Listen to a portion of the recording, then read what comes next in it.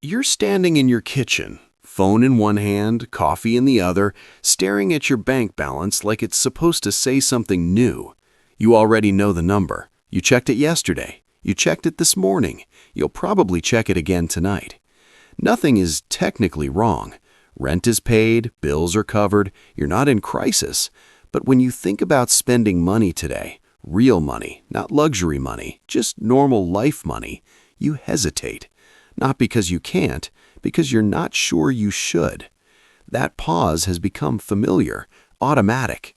You don't panic, you just calculate. Quietly, constantly.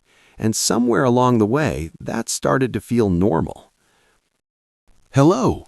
Hey, I'm Slow.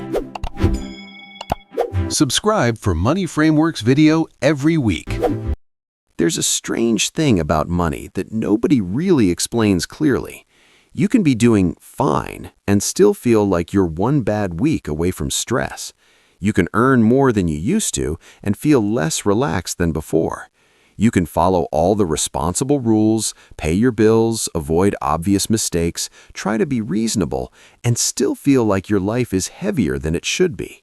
Not dramatically heavier, just enough to notice, just enough to feel tired. Most people assume this feeling means they need more income, or better discipline, or a stricter budget. Something external, something obvious. But what if the problem isn't how much you make or how hard you try? What if the problem is something quieter, something structural, something that doesn't announce itself as a problem at all? That's where the $1,200 test comes in. Not as a rule, not as advice, as a lens. The $1,200 test is not about having $1,200 in your account. It's about whether your life can lose $1,200 without changing how you think, act, or feel. And most people never consciously take this test. They just live inside the results of it. Because the economy doesn't charge you $1,200 at once. That would be obvious. That would trigger alarms. The economy is smarter than that. It charges you in pieces, small ones, justified ones, ones that feel normal.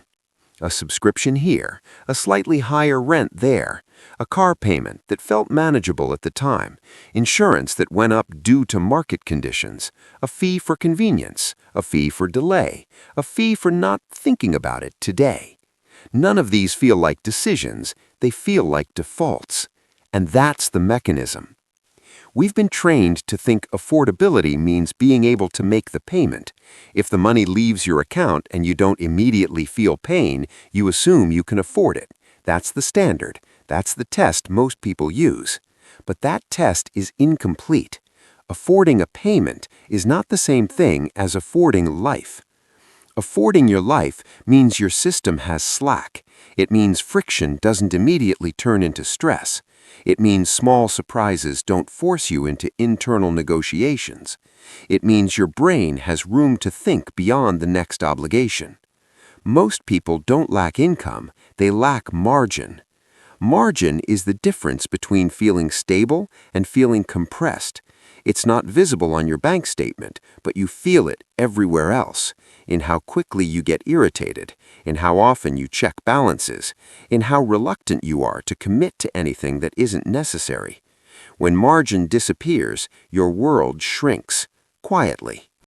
The $1,200 test is really a test of margin. Can your life absorb $1,200 of friction without changing your behavior?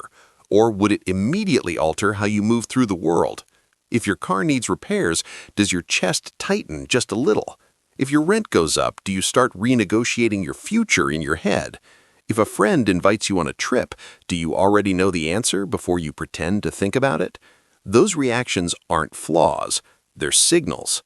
And here's where it gets uncomfortable but also clarifying. That stress you feel? It's not coming from one big mistake, it's coming from alignment, or more accurately, misalignment. Your income arrives in chunks, predictable, visible, trackable. Your expenses leak out in droplets, quiet, recurring, forgettable. This asymmetry matters more than most people realize. Because the human brain is terrible at tracking slow leaks, We respond to emergencies, we respond to spikes, we respond to obvious danger. We do not respond well to systems that drain us gradually while letting us feel okay in the moment. That's why the $1,200 test works, not because $1,200 is special, but because it represents the threshold where slow leaks become noticeable. Below that threshold, life feels manageable but tight. Above it, life starts to feel reactive. And the reason this feels personal is because the system is designed to make it feel that way. Interest doesn't show up as pain, it shows up as time. Inflation doesn't announce itself, it just refuses to go away. Subscriptions don't feel expensive, they feel permanent. This fee is small, that's why it wins. The modern economy is optimized for comfort now and consequences later. Buy now, decide later, pay later, think later, feel it later. And later is where everything expensive lives. Good news? You can afford the monthly payment. Bad news? The monthly payment never leaves. You don't wake up one day and decide to fail the $1,200 test. You drift into it, one reasonable decision at a time. You needed the car, you needed the place, you needed the convenience. You were busy, you were tired, you meant to revisit it later. Later is very patient.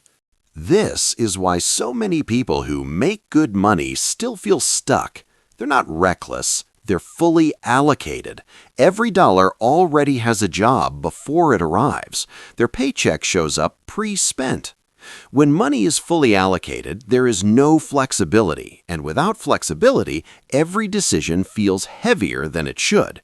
You start optimizing small things because the big ones feel immovable. You skip coffee, you stress over groceries, you feel guilty about spending money on yourself even when you technically earned it.